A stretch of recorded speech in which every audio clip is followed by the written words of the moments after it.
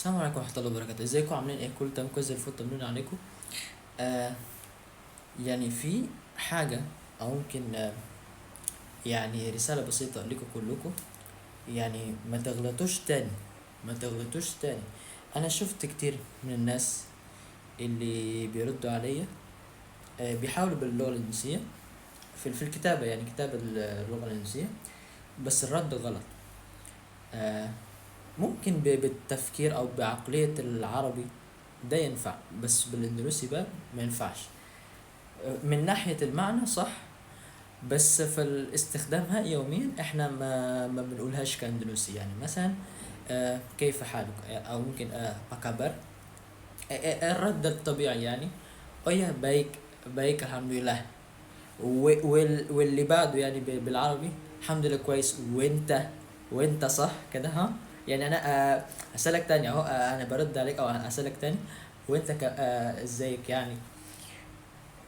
واصلا صيغه اللي احنا بنستخدمها كاندونوسي، احنا ما بنقولش آه kamu bagaimana، يعني دان kamu يعني وانت، لا مش كده. احنا بنستخدم صيغه تانية اللي هي kamu sendiri.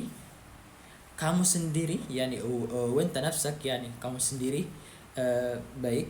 ولا بصيغه احترام، يعني بيخلي انا هخلي الشخص ده يكون حد غايب، يكون حد غايب في الصيغه. مثلا استاذ احمد كلمني صح، هو سالني انت كيف حالك؟ الحمد لله بخير.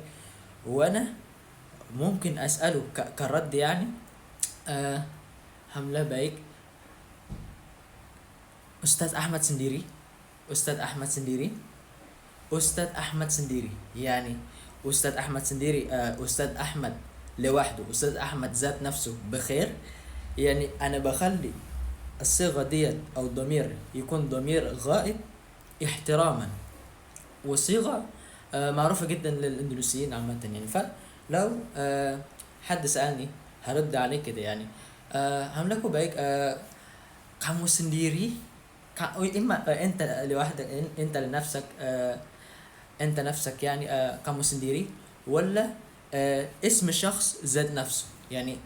او آه Khadijah sendiri gimana kabarnya? Khadijah sendiri kabarnya gimana? مثلا بخاطب خديجة دلوقتي، أنا بتكلم مع خديجة.